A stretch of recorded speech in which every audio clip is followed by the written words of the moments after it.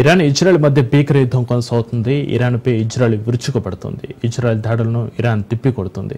ఇరు దేశాలు ప్రతి దాడులకు దిగుతున్నాయి. ఇక ఇప్పటివరకు 600 మంది మృతి చెందగా 1500 మందికి పైగా గాయాల పాలయ్యారు. టెహ్రాన్పై ఇజ్రాయెల్ దాడిలో 5 భారతీయులకు గాయాలైనట్టుగా తెలుస్తుంది. రేపు ఇరాన్తో యూరోపియన్ మంత్రుల సమావేశం జరగనుంది. ఈ భేటీలో కీలక నిర్ణయాలు తీసుకునే అవకాశం ఉందన్నట్టుగా తెలుస్తుంది.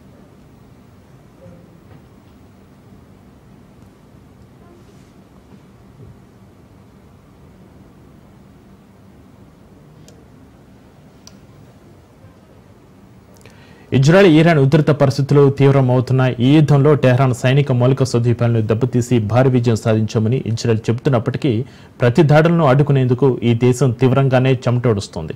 ఇప్పటికే ఐరన్ డోమ్కు చిల్లుపడడంతో ఇరాన్ ప్రయోగించే క్షిపణులు కీలక ప్రాంతాల మీదకు దూసుకొస్తున్నాయి. దీంతో వాటిని అడ్డుకునేందుకు నెతన్యాహు సర్కార్ భారీగా వెచ్చించాల్సి వస్తుందట.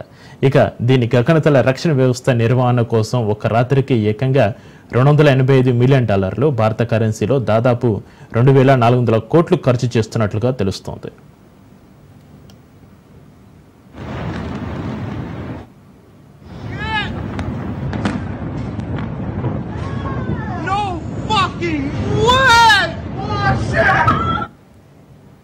ఇరాన్ అణుస్థావరాలే లక్ష్యంగా ఇజ్రాయెల్ గత వారం ఆపరేషన్ రైజింగ్ లైన్ చేపట్టింది. దీంతో టెహ్రాన్ కూడా ప్రతి దాడులకు దిగింది. ఇప్పటి వరకు దాదాపు 400 బాలిస్టిక్ క్షిపణులను ప్రయోగించినట్లుగా ఇరాన్ వెల్లడించింది.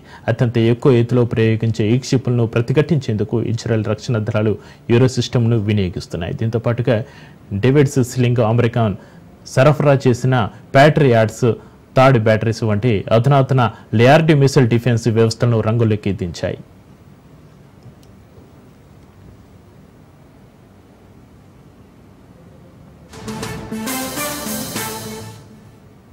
అయితే వీటి నిర్వహణ ఖర్చు ఇప్పుడు ఇజ్రాయెల్కు తడిసి మోపడవుతున్నట్లుగా తెలుస్తుంది. క్షిపణి రక్షణ వ్యవస్థల ఆపరేషన్ల కోసం ఒక రాత్రికే $285 మిలియన్ మేర ఖర్చు అవుతున్నట్లుగా ఇజ్రాయెల్ తెలుపుతోంది.